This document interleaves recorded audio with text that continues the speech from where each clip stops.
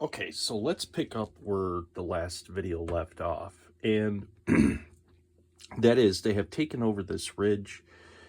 Elena has just cast a healing spell, if you will, onto my sorcerer, Brent Skull Splitter, and he has recovered. He's still unconscious and healing, but it's looking like this is going to be the end of the first day, the first evening. They're going to be hunkering down here for the night in a cold camp until they can get out. Everybody's had time to rest a little bit from their day. And yeah, they're going to probably have to figure something out to get back to the village, do a little bit of healing, re-strategize, equip, and come on back. So, but first things first, there's a lot more to it than that. We're gonna have to figure out another way to get out. This entrance is blocked, which means we're gonna have to find another way out of here, and that could lead us further out into the map area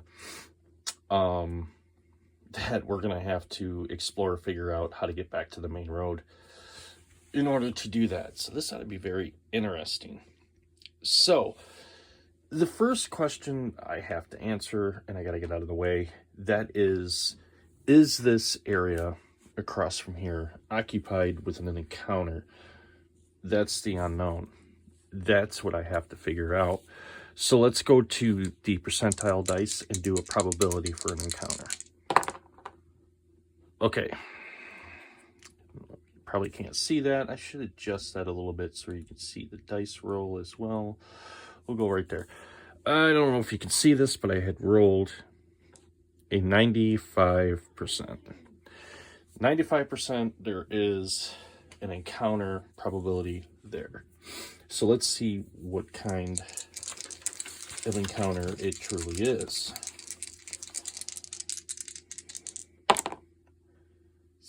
We got a 63. Goblin archers. Okay, goblin archers, and there's possibility for 1d4 of them. So let's see. 1. Okay, well, 1's enough. That's for dang sure. So over here in this area, I have a goblin archer, and let's see how this is all going to play out, and how this archer is going to react to the situation. Okay, first things first.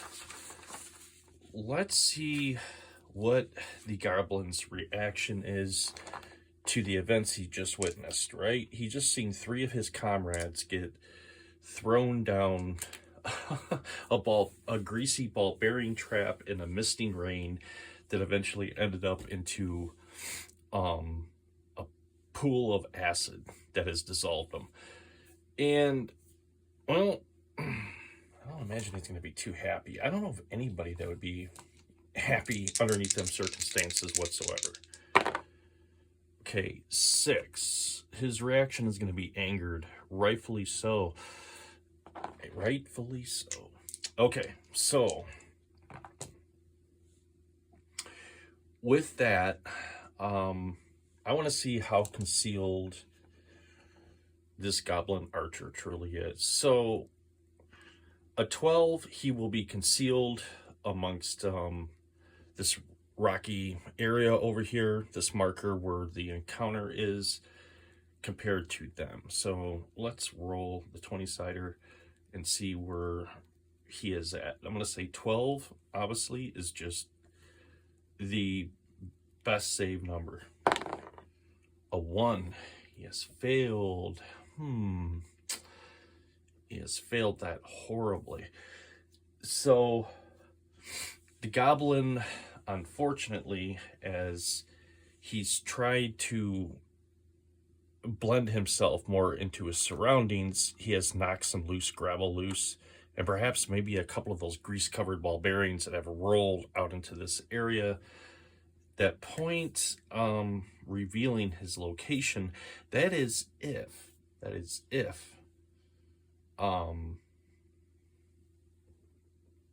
they actually hear what this down here, or if they're preoccupied up here with the sorcerer.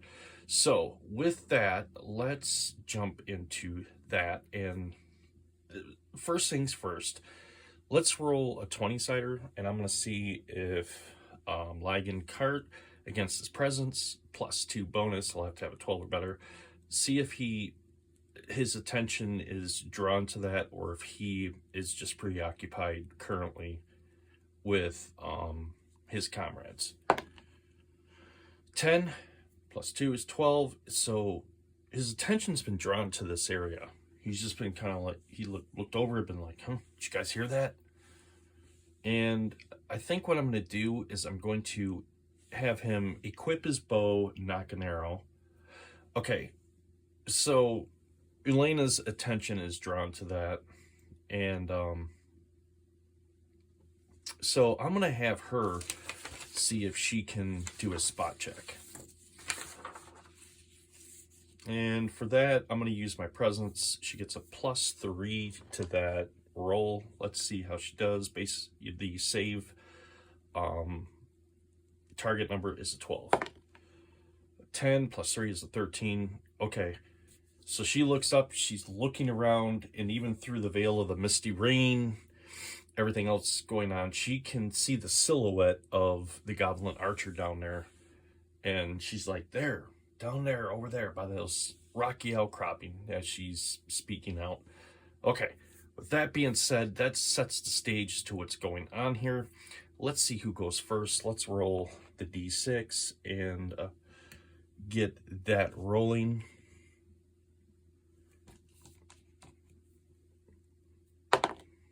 Two, it will definitely be the goblin first. So the question is, what target is the goblin going to choose? And, well, at this point, I'm going to say Elena has the highest probability. She's the one going there, over there, over there, over there. He has a suspicion there's something over there, but he's readying his bow and nocking an arrow.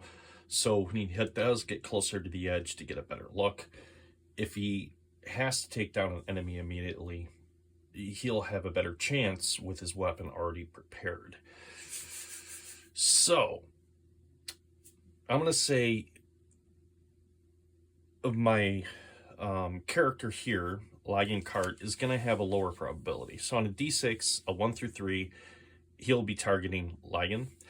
And a 4 through 6, he's going to be targeting Elena. So let's roll the dice and let's see which way this goes. A 1, he's going to be actually targeting. Interesting. Lygan. So he pulls back his bow and lines up a shot. Let's see if this goblin is any good with a bow. A 10. Phew. He releases the bow, and his aim is too far off. They can hear the arrow go just ricochet off of the edge of the embankment out here. Now it is Lygan's turn. Lygan, he's got his bow ready. He's on this embankment, but I'm not going to say he's not going to really get any bonuses, because he's going to actually be, I know it doesn't look that way here, but he is in this rocky outcropping area here. So they're going to be on a level area. But I'm going to raise the ante up here a little bit and say he does have partial cover where he is at. It's just he was stupid enough to reveal his location. So with that, let's say we raised the difficulty class a little bit. His defense rating is a 14, but because of his cover, I'm going to give him an extra point there. So it'll be a defense rating of 15 in order to hit the archer. Let's see how I do. Okay, so he has a +2 to his agility, so I'll have a +2 to this roll. Hope this goes well. Let's see here, 15 or better. Ooh, 11, 12, 13. Not even close. Ligon's arrow just boom bounces off the ricochets off of the rocky areas in this where this goblin is currently positioned at, and we're into a bow and arrow fight, flinging arrows back and forth, hoping we can take one either or out. Okay. Yeah, I think I'm gonna have Ilona just crouch down and not be an obvious target, because she really doesn't have much to offer into this battle. So I'm gonna assume she is in the crouch position, taking cover, looking over Brent Skull Splitter. Okay. Now let's roll that d6 again, see who goes first. 6, which will be the characters. So Ligon's gonna quickly grab another arrow, knock it, and see if he can hit his target. He's got to have a 15 or better. Oh, no, rolled a 9, 10, 11. Missed once again. And so Elena, I'm going to go a different route. She's not going to attack, but I want to see if she notices something. It's going to be a difficulty rating 12. She's got a +3 to her presence, and 9, 10, 11, 12. Right on the money. So as she's looking over Brent's Skull Splitter, she notices his breathing is improved, and he's actually moving around a little bit, almost like he's trying to get comfortable on obviously the stone ground he is currently laying in. And what Elena's going to do is she's going to take the hooded cloak. They all have hooded cloaks I put in their backpacks, assuming if cold weather, something like that, they could put these on and it would give them an advantage in that environment. So Elena's going to take that hooded cloak from his backpack, roll it up, put it underneath his head to support his head, and at least try to make that a little bit more comfortable for him. And while he rests and recovers from what he's just been through. Okay. Now, let's go back to the goblin. The goblin's turn. The goblin is going to fire an arrow at Ligon, and he's going to have a 13 or better. Let's see how he does. He rolls a 4. That's a miss.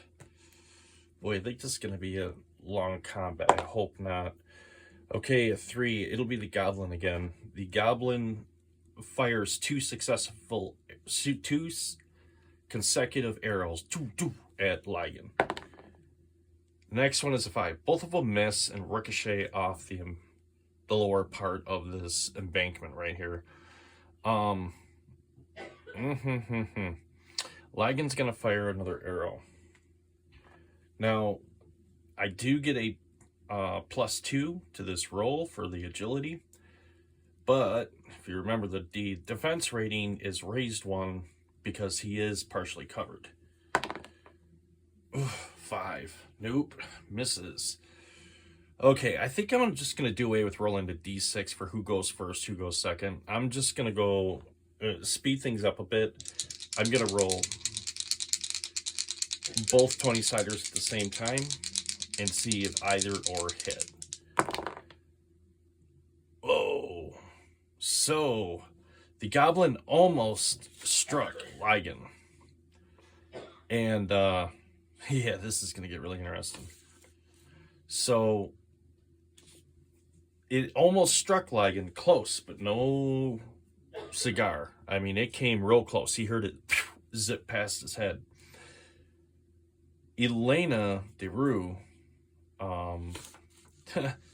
she's completely preoccupied with taking care of the sorcerer. She didn't even notice that come through. Brent Skull Splitter is doing his thing, so that answers that end of the scenario. But something else does happen to Ligon Court, and that is he rolled a 1. He fumbled, And on a fumble on an attack, weapon breaks or is lost. The bowstring on my bow, as I'm getting ready to draw back that next arrow, boom, snaps, rendering my bow, well, useless. This is not good. So I'm going to mark the bow broken on my sheet. And yeah, I'm unable to use that weapon until I get back to town or find somewhere that can fix that weapon. So that is that. I'm going to need a different tactic. And for this, I'm going to have to go in melee style. So there's going to be some risk added to this. All right. Now, with that being said, I'm going to go back to the initiative die. The parameters have changed here, right? He no longer has a bow. He does have a bow. He has the disadvantage where he has the advantage. That is until he can get into striking range with his weapon. So let's roll the d6. Let's see who goes first. A 1. That'll be the goblins. Okay, so he's going to fire another arrow at him.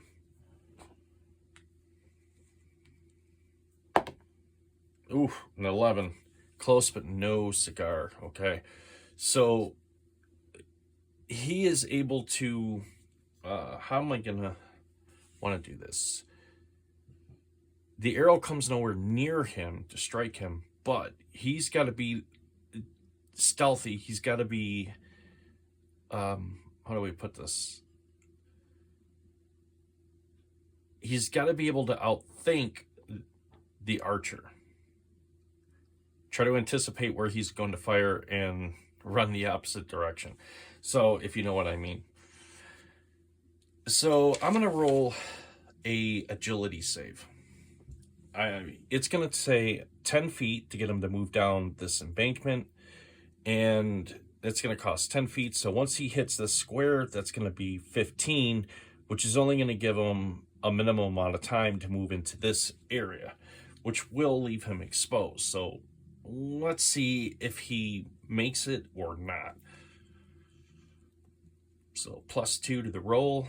The roll will be a 12 target number. 12, right on the money. So he is able to go 10, 15, 20, 25. So he was able to scale down the side of that embankment, cross this area right here, and be able to get within striking range to hit the archer. Now, of course, he's gonna have his short sword equipped because that would be the quickest thing for him to take out. The two-handed sword might be a bit much running down the side of a hill like that. So he can do 1d4 if he hits. Let me see. Ooh, he does not. 2. He misses the goblin. Wow. Okay. Now, let's see who goes first. We'll roll the d6 again. 2. The goblins. Okay. So the goblin's going to be faced with this little dilemma. He's going to be unable to really do anything effectively with the arrow adjacent to him. He could try stabbing him with the arrow, but that's going to be about it, and it's probably not going to work out that well for him. So obviously, his best course of action would be to try to get out of the immediate threat range to put distance between him and Lygan to at least be able to fire off an arrow and have any type of damage behind it. So let's do that first. First thing he has to do is he's gonna have to roll a disengagement. I'm gonna call it roll to see if he's able to successfully get out of the threat range. And if he fails, that's gonna open up a free attack on him from Lygan. Not a free attack, but he's trying to back out of the area. He opens up his defensive stance, we'll say, for a moment, and he's going to have to try to block an incoming attack. So let's do that. Let's see how this all plays out.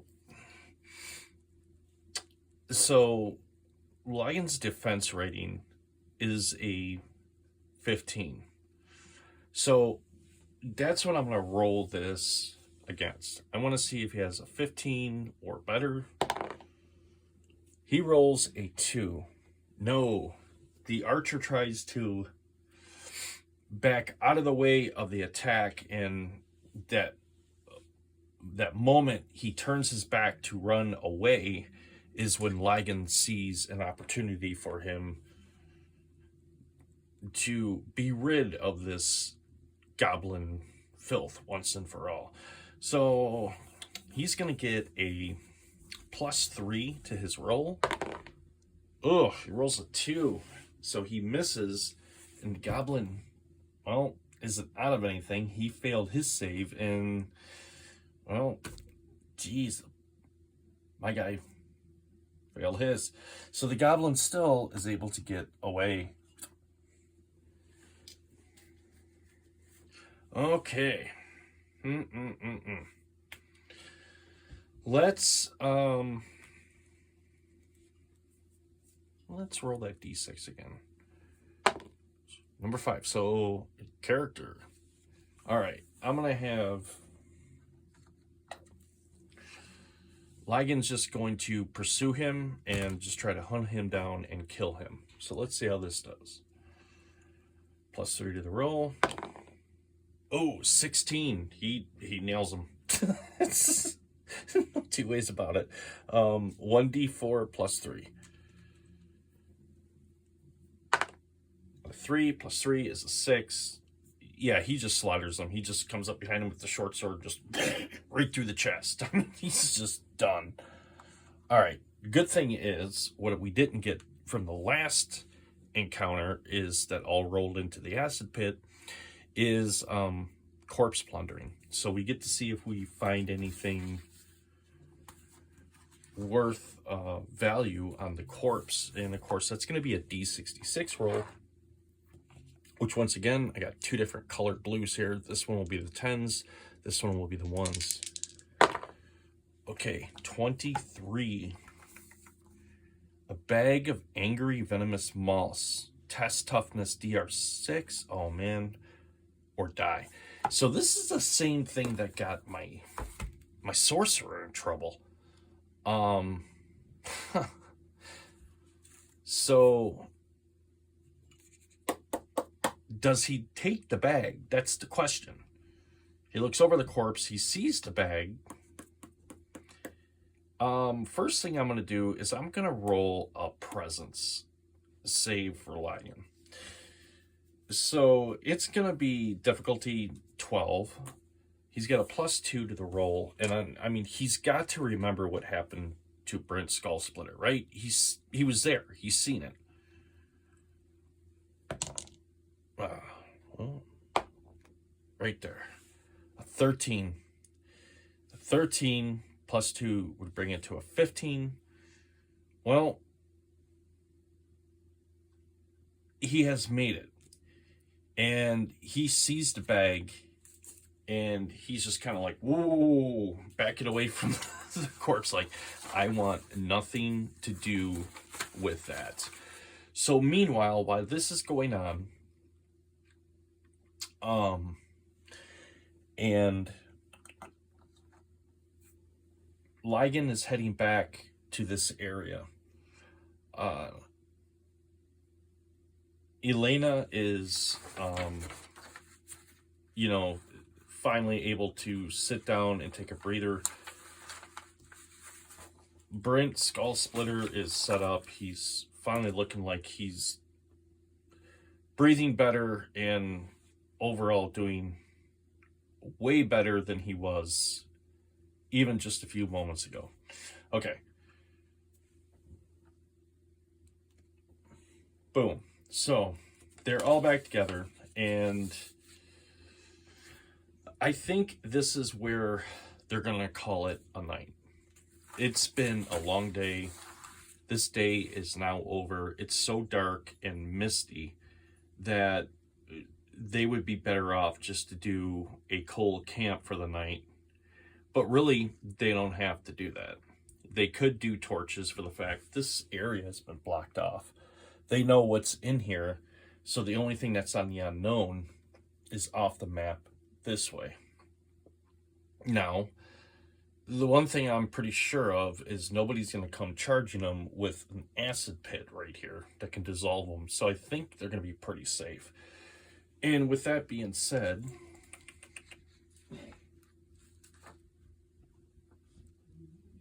I am going to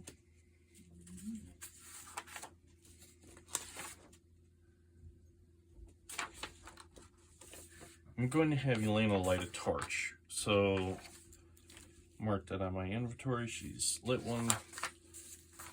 So they get their flint and steel out, get the torch lit, get it going. They find an area to wedge it into some rock so it can illuminate this area and at least give them some light, something in this area they are completely unaware of and never seen before until now. And so this is going to be kind of a cold camp. It's not going to be a fire. They're going to have some light, but let's go into the evening. And with the evening, I'm going to have to go back to the feretory. And then in the feretory, let's go to the tables in the front.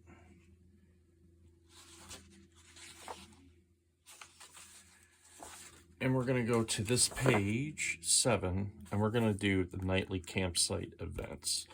So we're going to roll on that to see what events are going to happen in this area and relate those to this situation. But there's something else I want to do too. There's another question that must be answered. So as they relax for the evening and are able to rest and recuperate from their wounds from there's a lot of battle that they went through to this day, and they obviously need rest. Now, the question is, Elena put a prayer into this to their god. She's a cleric. Her god had granted her prayer, what she requested, to protect this sorcerer, to prevent him from this fate. But as they explained, they had to basically reweave the threads of fate for the fact that somebody else would have to go into his place to replace him. And she decided at that point, with that goblin that was up here, that would be it. So let's see. Let's roll a percentage die. Let's see, did the gods accept this offering, or are these gods upset? We're going to roll a percentile dice, and we're going to go with the probability. Okay. 70%. 70% in the way of whether they are pleased or they are disappointed. And I'm going to leave that down to a D2. Rolling a 1d6. On a 1 through 3, it will be they are displeased. On a 4 through 6, it will be they are pleased. A 1, they are displeased with the goblin. It's the goblin life form, for what it is just far more how do we put this, worthwhile to this god than the human spirit, if you will. So, as my cleric falls asleep, she finds herself transported back to that moment of time, walking through the fog and seeing the glowing eyes come out of the darkness and speaking with her once again. The gods are not pleased, and they say, for the gift that we have bestowed upon you, and for the spirit in question, the debt was not paid satisfactory, and therefore you must pay the price. You must be humbled in order to learn the gravity of your mistake here, and trying to take advantage of your deity, if you will, to a certain extent. I guess that's how this guy's perceiving it. He doesn't feel as if the goblin destroyed in his name was enough. There should have been more. Okay, so let's see what they do. With that being said, I'm going to roll a d12, and I'm going to see how this all ties together, how I can bring this together. Okay, I've rolled a 7. Now, on the list, it says everyone is haunted by twisted dreams of the first random encounter for the next day. Rolled down. Okay. So, a random encounter of some kind that they are haunted by. Let's check this one out here. Kalo's Book of Monsters, a collection of foes that I have picked up. This has a really unique set of ideas and new creatures in here to really help with this.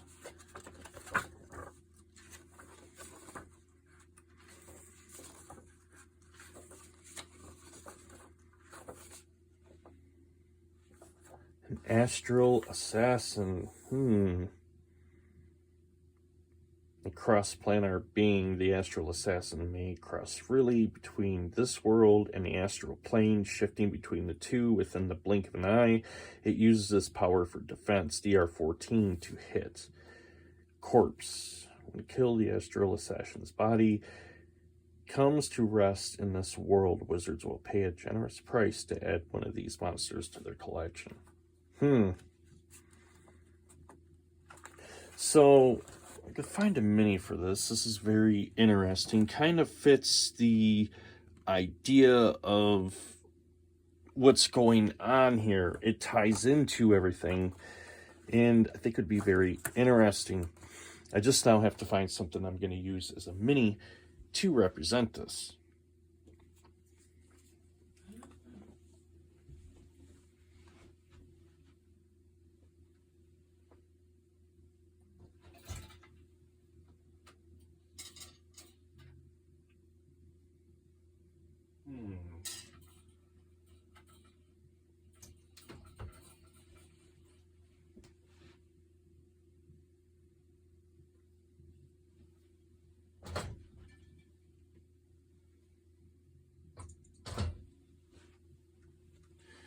All right. Okay, I have it. This guy right here, when he decides to materialize, I love this miniature, into this realm, this is what he will look like until he decides to phase back out to the astral plane. All right. Okay. So, let's see how this is going to roll out. I'm going to see how many hours have passed since they've fallen asleep. So 2 hours have passed by. The torch just sits there and flickers away.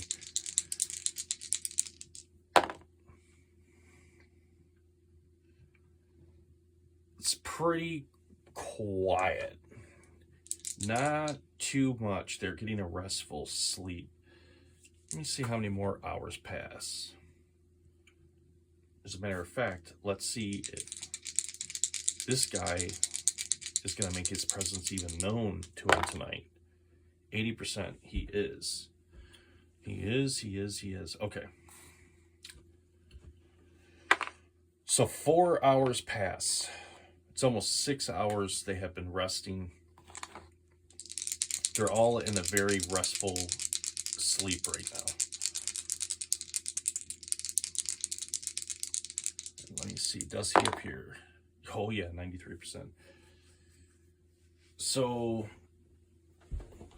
the torch that has been sitting here flickering and burning away, giving them a dull, luminous light, but at least enough to see if anything is going to climb up into this area to try to get them. The torch begins to flicker and then bend over from like a wind source that comes in, almost blowing the torch out. The gust picks up in intensity, and I'm going to roll and see if the characters are aware of this. If this stirs them enough in their sleep to be able to wake up. So it's going to be a difficulty rating of 12. I'm just going to roll a 20-sider for the party collectively and see if any of them are awakened by it or if they just all sleep right through it obliviously. They roll a 12. So, yeah, the cold air passing through here, they begin to stir and look around to see where is this wind coming from. All right.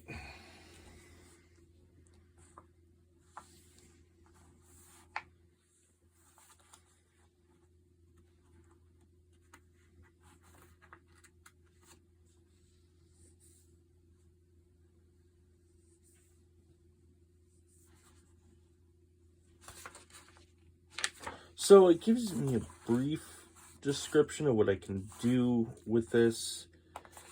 And this has been sent from the gods as a payback. Torment. So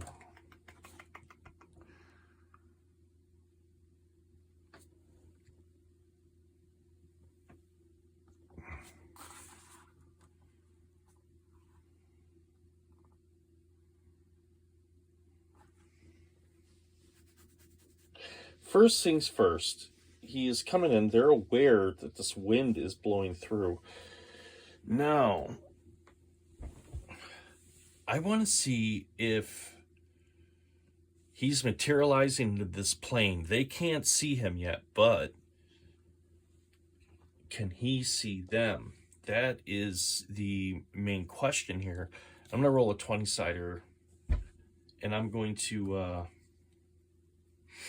see if he can see them and it gives him an advantage, or if, as he's materializing into this realm, is he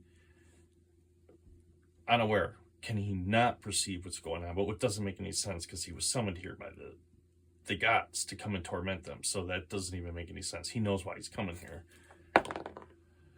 14. Okay, my target number was a 12. He has a 14. So yes, he can see them clearly. He's beginning to materialize into this realm, and he can see all of them. Now,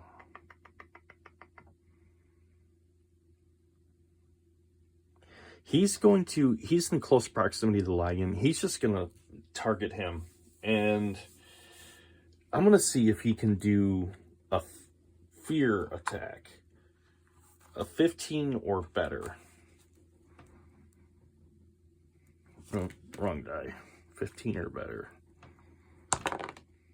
He rolls a 6. So, Ligon stirs from his sleep, and first things first, I'm going to get settled. So they have been sleeping for a good 6 hours. They got a good 6 hours worth of rest. And they're going to heal some HP here.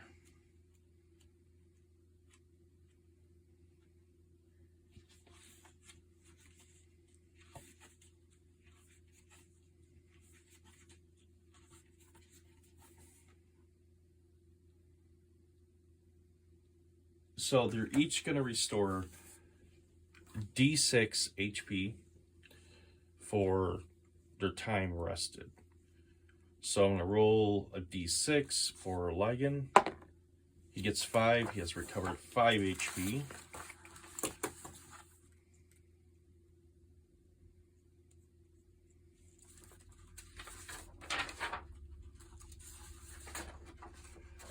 Which will take him to full health. So it's 1 beyond what his maximum hit point value currently is. Okay, next one will be Elena. Let's again roll the D6. 5. Cool.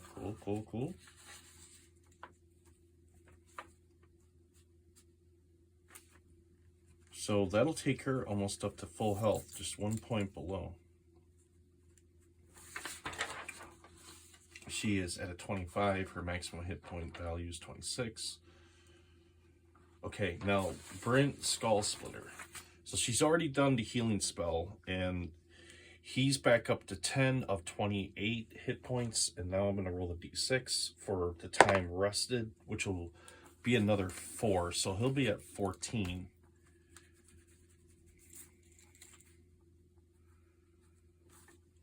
All right.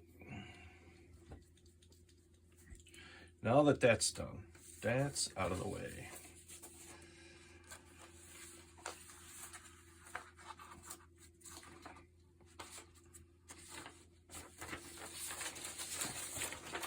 So Lygan Court feels something kind of weird, like almost somebody watching him.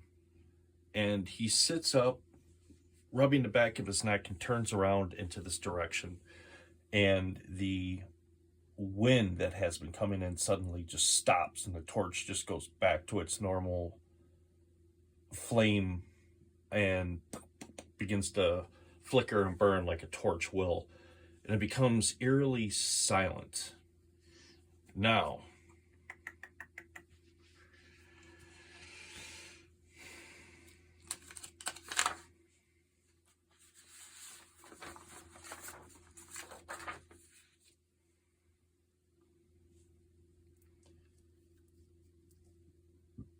I want to see if Elena notices anything. I'm going to do a presence save. She gets a +3 to this. I'm going to say it's a 12 to see if she, as she was wakened by this wind, if she already knows this is something vengeful from the gods, from upsetting the gods. 18. Yeah. She, Elena sits up, and she can see Lygan's reaction to it. He's looking around like he doesn't see anything, and the eerie silence seems almost unprecedented.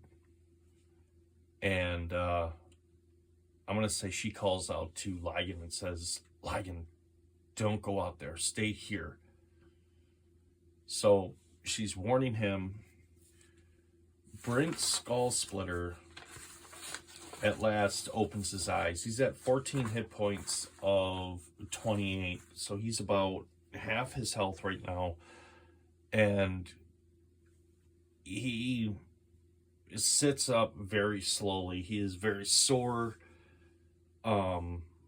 and very weak. He's not 100% health yet. And he's looking around. He's trying to figure out what's going on. I mean, he has a lot of missing time. So I'm going to roll a presence save for him. I'm going to see if he can feel an evil presence in the area, or if he is just completely confused to what's going on and he is not going to be in much of a way of a help whatsoever. So let's answer that question. So Brent Skull Splitter, +2 to presence. Let's see if he gets this. My difficulty rating number is a 12. 19. Okay. So he sits up slowly. He's hurting from wounds. And as he's sitting there, it just hits him. He sees a vision in his head, maybe a symbol that makes him realize what this is, and it's evil. And he turns his head to the direction of where he can feel this evil emanating from. And even he says, Ligon, it's his coffin. Don't go out there. Do not pursue that. Stay here into the light. All right. Now, stage is set. This is a very powerful encounter here. It's going to have 12 HP, so 2 hit die.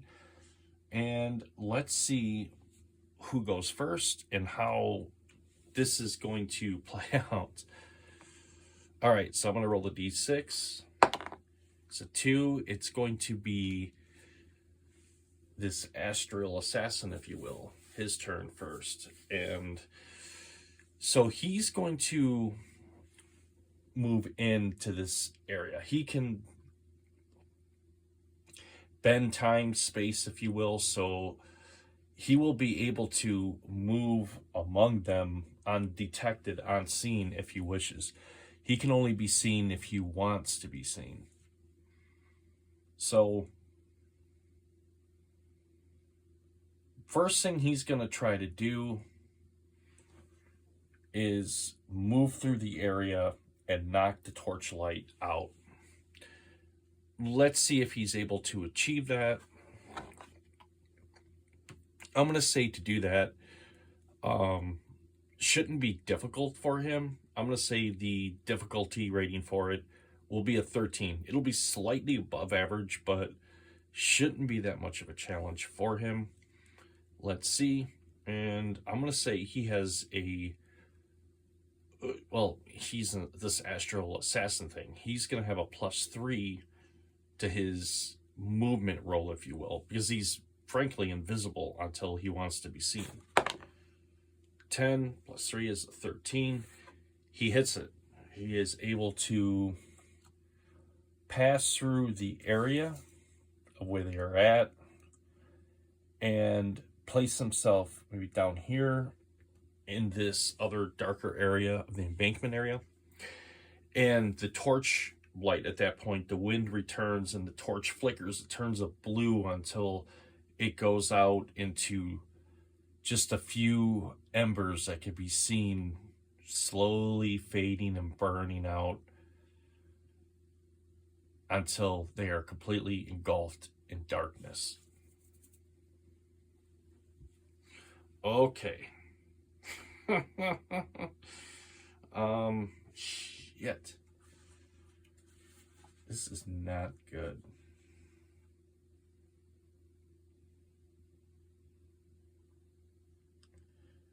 All right. First things first.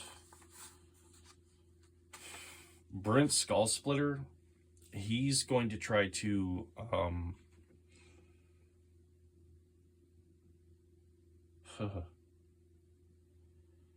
thinking if I want to cast a spell or activate the ruin on the staff.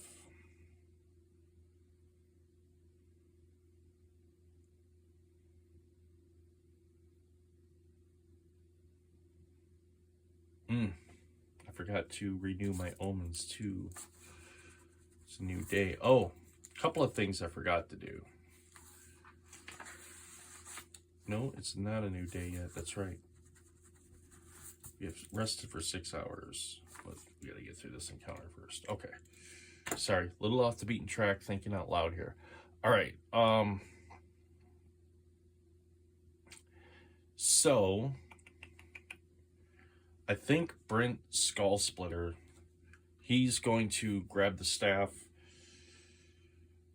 put his, I guess they would call it your projection hand, your power hand, wherever however the wizard controls the magic and how he directs it, onto the ruin, and he's going to try to enchant the ruin again and reactivate that. So it's going to be a difficulty rating 12, and he's got a +2 to his presence. 10, 12, he hits it. He is able to successfully activate the lightning ruin on his staff, and the staff crackles a blue color and emits a very eerie blue light that just seems to strobe and swirl about the staff, making small little crackle noises in the dark. Okay. That is that.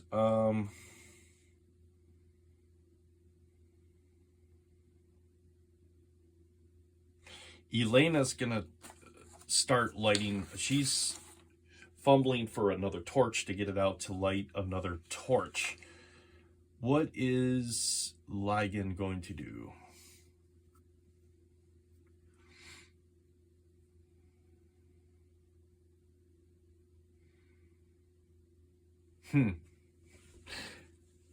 So Ligon fumbles around until he feels this unique thing that they had found from one of the encounters. It's a knuckle duster. And he's going to place that upon his hand, gripping it, and it's going to give him a 1d2 +3 attack. So we'll resolve that as he needs that. So he has gripped that. He's in the dark looking around, and the thought is if something goes to attack him, maybe he'll be able to attack it. Okay, end of that round. Let's roll a d6, see who goes next. A 6. It will be the character's turn, and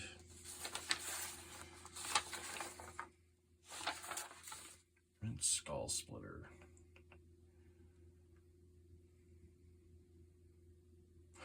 Oh, I also forgot to do. Ain't gonna worry about it this time.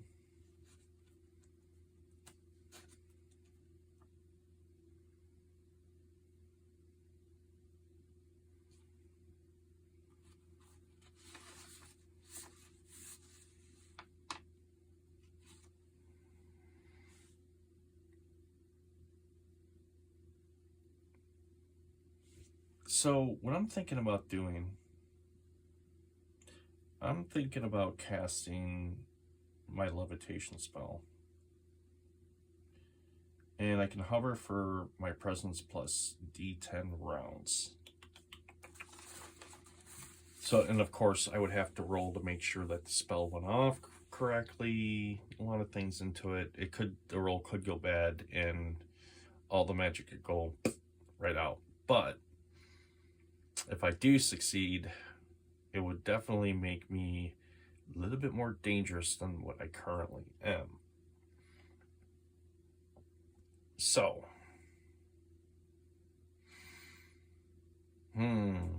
let's go for it. So my difficulty rating will be 12 to cast the spell. I have a +2 to my presence. Got a 10 to 12. So I have the 12 that I need. The spell goes off perfectly. And so he begins to levitate up into the air. Now his presence is a 15 plus plus D10 rounds.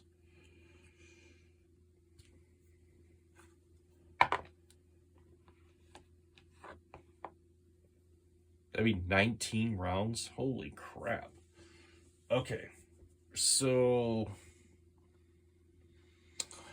I'm going to have to adjust his height. He's going to need a height adjuster here. And I'll just use this barrel. I still got to paint some of my new mini stuff. It's just primered, but it'll work for this right now.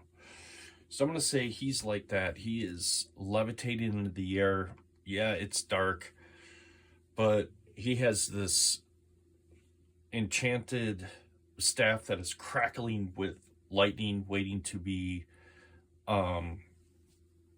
delivered onto the poor foe that asked for it. And now his levitation spell, he is able to levitate into the air. So he's no longer on the ground. He can hear what's coming in and possibly get a decent attack off.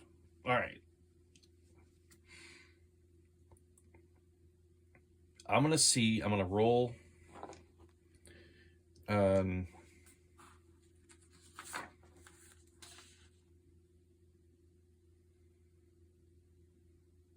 going to roll on my agility for Elena. She gets a +2 to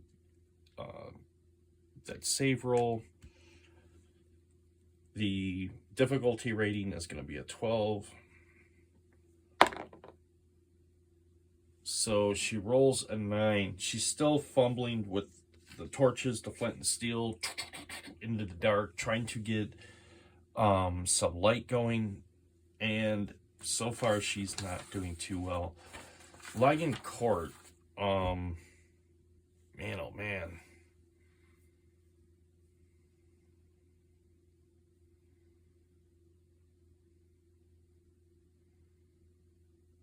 There's not a whole lot he's going to be able to do. I could try a presence save to see if he can get a sense, a bearing of where this thing is at, but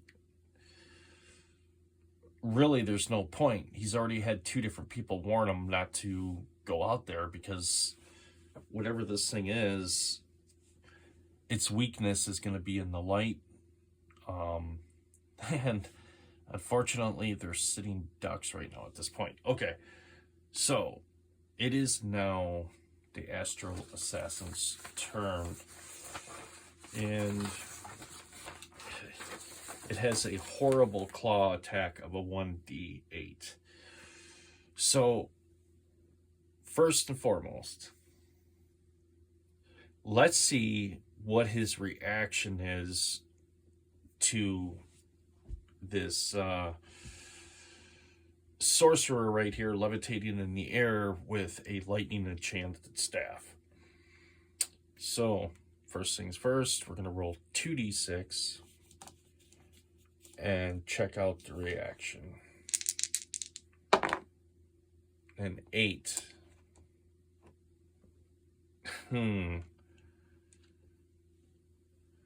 So, in a very stern yet demonic voice they can hear echoing off of the cavern area here, it says, "Well, that is new. I haven't seen that before. Levitation and a magic stick. So,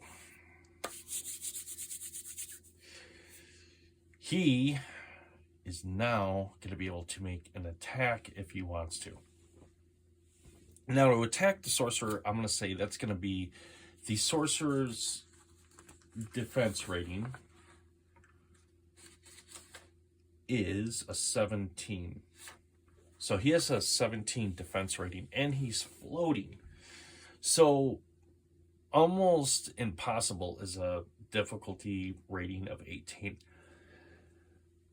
I'm going to say for this thing to be able to attack him, for the fact that he is levitating in the air, is not going to be impossible, but it is going to be, will it be difficult for him? He's this astral assassin. He's able to wield in and out of existence as he will. And looking at the description in this book, he is able to pass through air fairly quickly. So I'm going to say this is going to take him down to the sorcerer's main difficulty rating, which is a 17. So let's see how this goes. Let's see how this astral assassin fares with this. So he's going to have a 17 or better. He rolls a 7. So he does not hit the sorcerer as he goes through. He passes through this way. They can feel the breeze of the ice cold air pass through. All right, now it's time to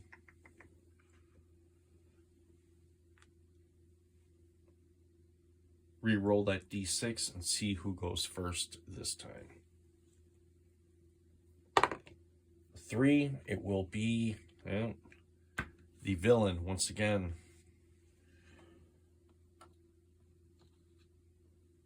He turns around and let me see. Is he going to target Elena this round?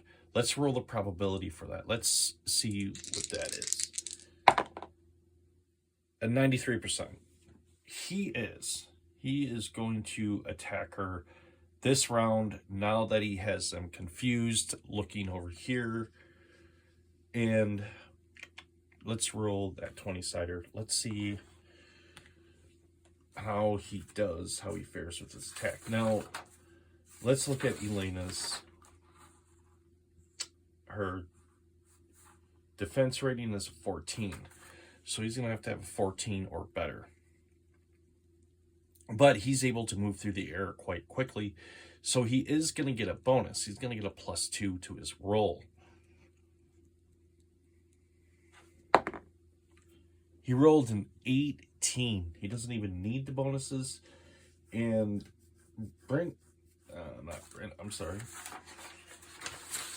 Elena, her defense rating is a 14. So 1d8 damage.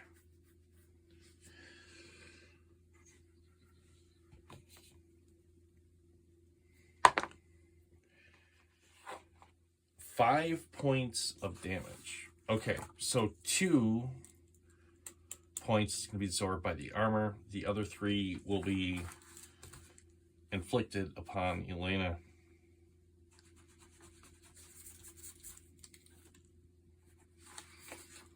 So she feels this cold, intense, icy pain that just overwhelmingly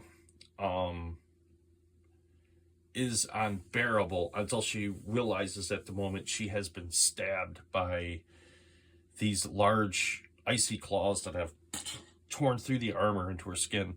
Now, what I want to see is, does this thing reveal itself or does it remain hidden? That is the question. Let's roll the percentile dice and see. Does he reveal himself? That is my first question. A 45%, or is that a 90? Am I reading that wrong? That's a 40. 45%. So the thing remains invisible to them at this point. And he's going to be able to make the attack and move out of the area quite quickly. She's not going to be able to respond that quickly because she can't even see him. All right. So Elena screams out into pain, which alerts Ligon and, of course, Brent Skullsplitter.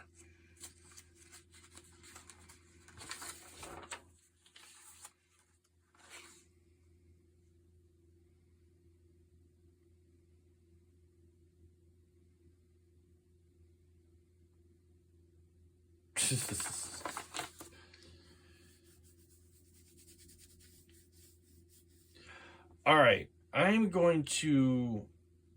Oh, I have to figure out what that does. I wish I could put this on right now, but I can't, because I got to spend time to see if I can figure this out. That death mask would be so good right now, though. All right.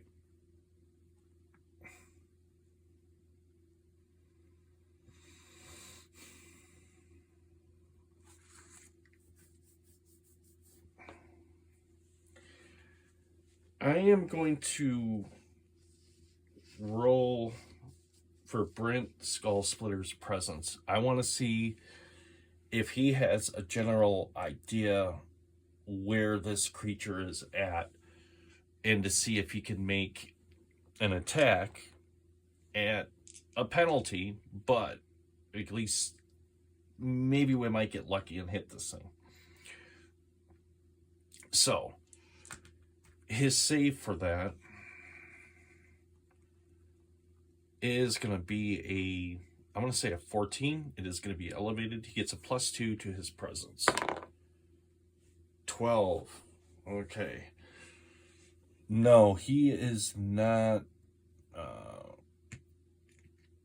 100% where this thing is. He just knows it's over in this area somewhere, but he has no idea as to where.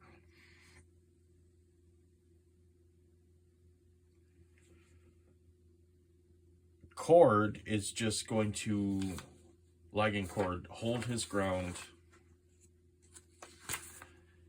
keep his knuckle duster on, just in case something tries to attack him, he can attack it. All right, let's go back to the D6. 2, it's going to be no-brainer. The Astral Assassin's turn once again. He's going to swoop in for another attack onto Elena.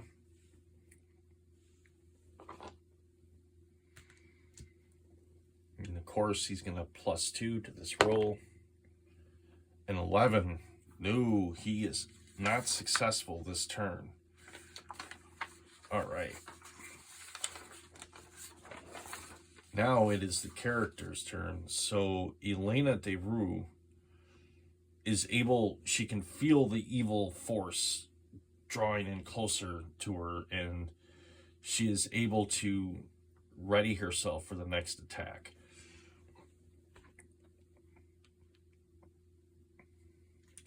She can sense the presence, if you will, and that's going to allow her to make an attack at a +2.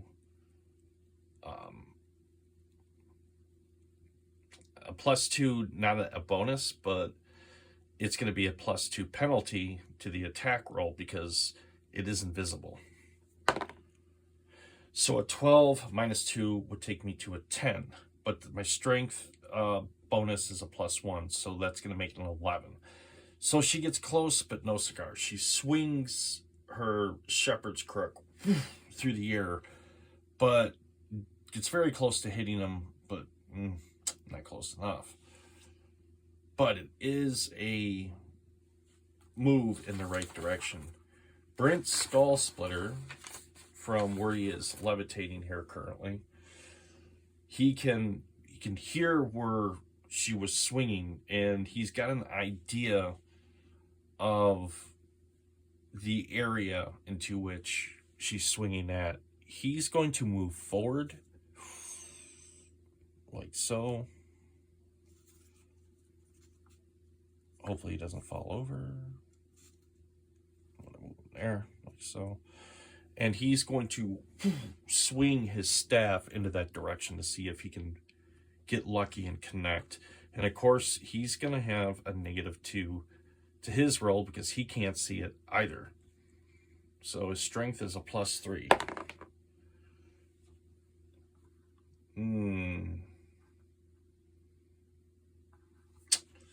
No, that's not going to be enough. He needed a 14. He didn't get anywhere close. We rolled a 10. So the staff just crackling the strobing, crackling sight of the staff being swung through the air probably looks like a lightsaber. All right. Cord is going to do his thing. He sees all this going down. He can now see where Ligon is, but he just can't see the creature. He's just going to stay put and follow his direction of do not leave the light area, but has no more light. So, 3, it is the enemy's turn. Well, the closest threat to him is the sorcerer currently, even though she is the main target. So, he's going to attack sorcerer. He rolls an 8. He is unsuccessful. As he moves towards the sorcerer knows he's there, and maybe he can anticipate that aura of evil coming off of this thing. Either way you want to look at it, he was able to successfully dodge the attack.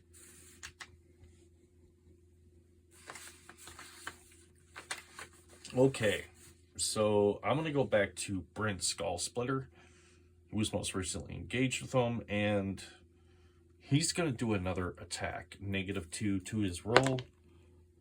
A 15, which will bring it to a 13, plus the strength bonus is a 3. So, yeah, he's going to have 16 to hit him with. He's only got a defense rating of 14. Now I get to do the damage.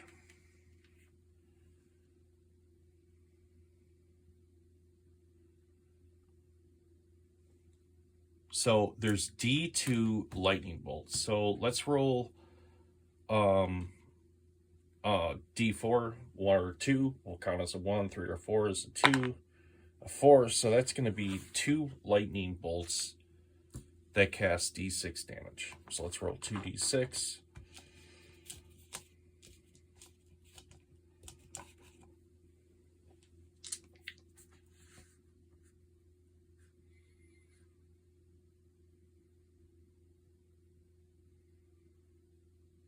And the staff itself is going to do 1d4 plus 3. So when I add this together, let's roll up this damage.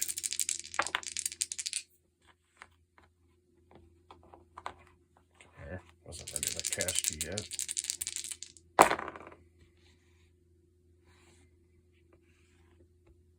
Nine, 10, 11, 12, 13. So 13 initial damage plus the strength. That'll be a 16 plus 2. And then his agility bonus for the spell or the enchantment will be a plus, not his agility, I'm sorry, his presence will be a plus 2. So that's going to bring that to 13, 14, 15. 15 points of damage. And he has 12 HP. So as the staff connects with him, and 2 lightning bolts just go lighting up this area, the evil astral assassin just screams out in pain, and for a brief second they can actually see a horrible sight of this creature before he is just phased out of this plane back to his astral dark realm, and it just fades. It engulfs the area into an orb and then contracts upon itself into a small little dark shining almost light and off into nothing. All right.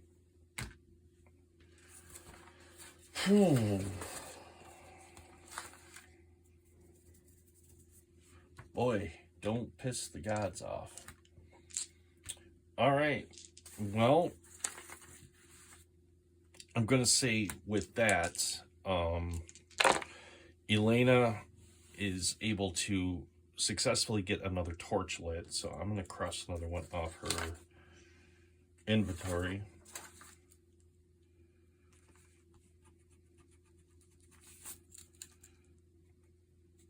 Okay. Now I'm going to cross off one ration for their water skin and one for the rations for all of them.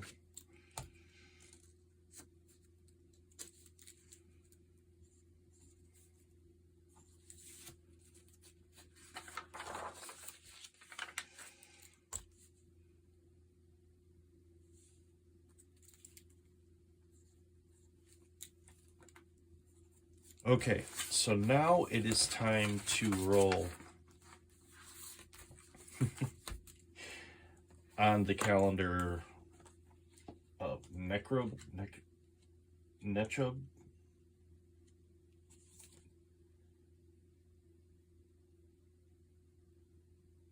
Necruval. The calendar of Necruval. So, alright, I'm doing the years of what they call years of pain. I'm using the percentile dice, and anything on a 1, at that point, a bad event can befall the entire world. It'll be seen like a plague or something like that, that level of significance. So let's see, rolling my percentile dice, and I'm going to say, because the gods are upset, there is a -10 penalty to this roll. If I roll a 16, a -10 will bring me down to a 6. It's definitely not a 1, but luckily it wasn't an 11. So, yes, the next day arrives as normal to where they are at. They are going to have to search around and see if they can find a way to escape back out of this area. So, looking at my map I have made, they're going to have one of two options to be able to escape here. They're either going to have to go out into the forested area down here, because this is where they currently are, right here. So they can go out into the forest area, or they can try to return to the trail. So first and foremost, let's see if they can find an adequate escape route out of this area. First things first, I'm going to say they search this area of the embankment as they go down into the darker recesses and see if they can see any way that will lead them out. So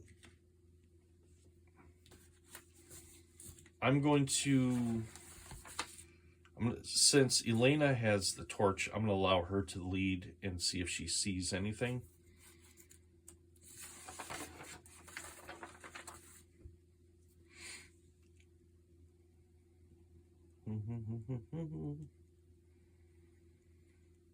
And she has an agility. Is it going to be an agility or a presence roll? It's going to be a presence roll. So she's going to have a +3. Target number is going to be a 12. She rolls a 20. She does very, very well. She, in fact, does find an area that leads to a path. And as she's following it, let's see what the probability is that it's something useful that we'll be able to get through. 38%. So as she follows this trail that she had found and goes over, the first area leads to what looks like a very small opening where a small humanoid being could pass through, but not a human like themselves. But she did roll a 20. I'm going to say, I'm going to roll that one more time. 65%. She does find another trail that leads off into a different direction. As she follows that down here through the embankment, it leads her out of a little footpath that takes them out of this rocky valleyed area. And as they keep following it, they notice they start seeing similar sights. It's early morning, and they can at least see a glimpse of the horizon, the sun just starting to peak and light up the sky, and behind it, forest. And that right there is where I'm going to leave off on this video. They have survived the night. The gods angered at them. They defeated this evil, even though it was very hard and it was toying with them for a moment. And now they have finally escaped the clutches of this area, and they're going to try to just move on and away. So, I'm going to leave this video off there, and let's leave it at that. Let's pick up maybe the next session of them into the forest of the surrounding area of where that rocky area I showed you on the map right here. Right here was, they're now venturing off into these areas right here. And we'll expand the map out next time and see what happens there. All right, guys. Hope you enjoyed, and I'll see you in the next one.